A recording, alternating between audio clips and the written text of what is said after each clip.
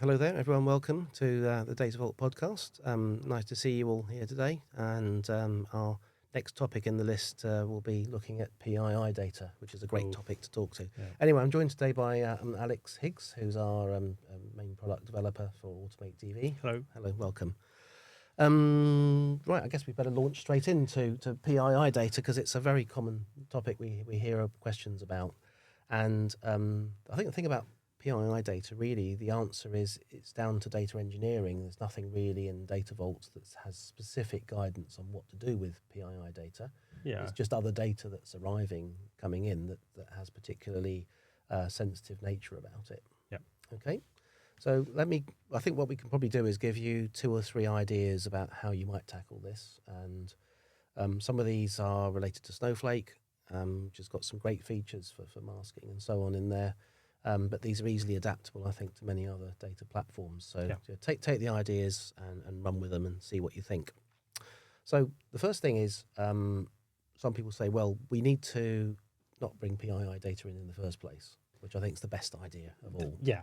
Just don't bring it in. Just don't bring it in. But sometimes you have to.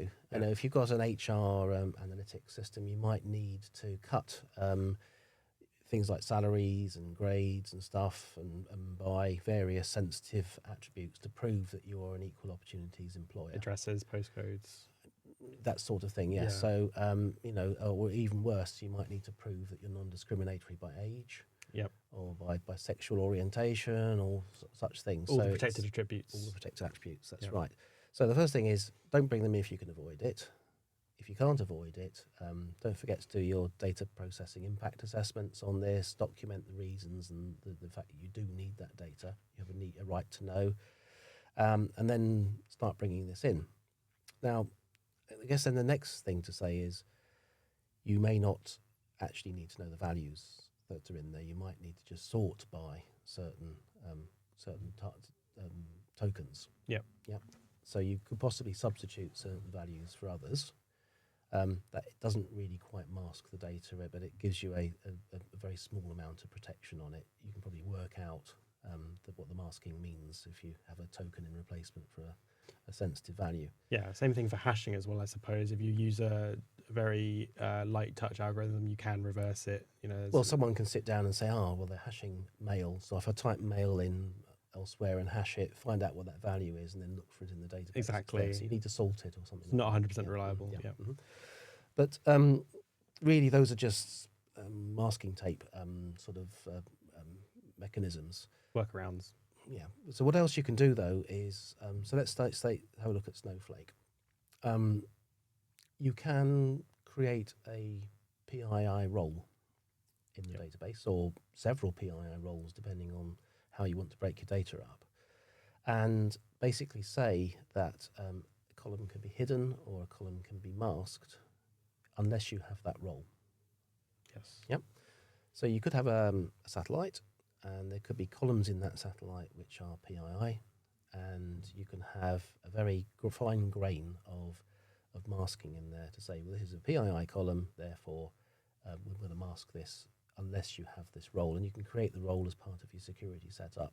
Mm-hmm. So you can give people standard access to the database, standard access to the data vault, like the engineers, but only grant PII to certain key individuals that have the right to see that, and therefore they would see that unmasked. So that's one way you can do it.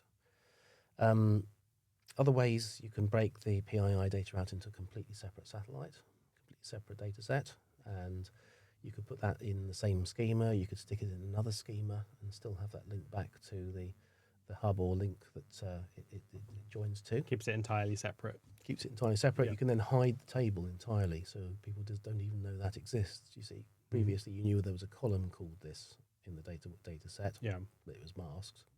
Then by hiding a table, you don't actually see it unless you have permission to see it. Exactly. So you can do things like that. What other ways have you seen that are possible? So, I mean, in tools like DBT, you can tag something as PII, but that doesn't actually do anything about the PII. DBT itself has some really good granting capabilities now. So you used to have to do it in a post hook where you did some SQL to apply a role change or whatever, but it has grants now, which does a similar thing. So you can leverage whatever role-based access stuff in the database platform of choice to kind of implement what you've been speaking about.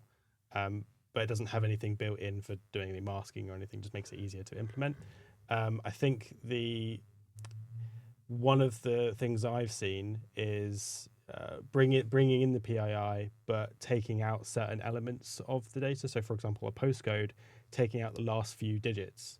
So you can still do analysis on areas and demographics, but you won't be able to isolate an individual home or an individual group of homes, for example, only an area. So there's certain things you can do like that. I've also seen aggregates, so you can maybe aggregate totals in a link, for example. So if you have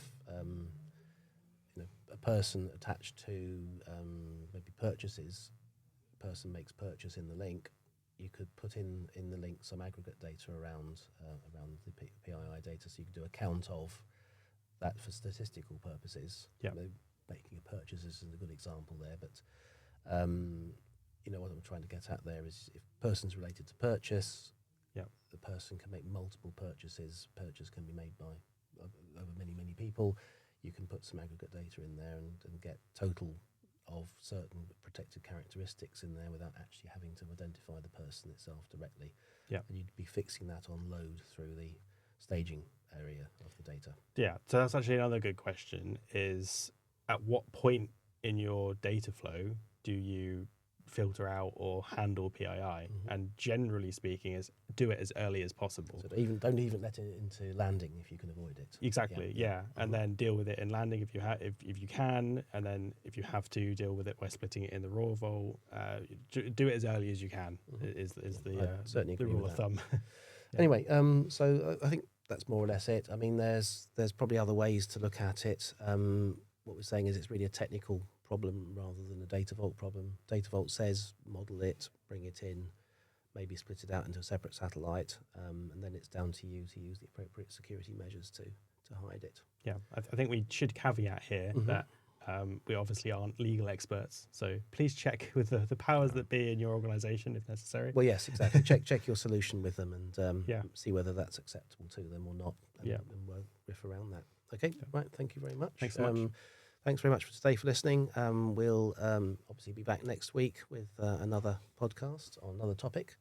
So I've been Neil Strange. That's Alex Higgs here today. And if you'd like to check the links after the podcast, you'll find links to our website and to the user group website where you can visit the questions and answers section. Plenty of downloads on there from meetups that we run and so on. So well worth checking that out. Anyway, good to see everyone, and we'll see you next time. Thank you very much. Thank you. Bye-bye.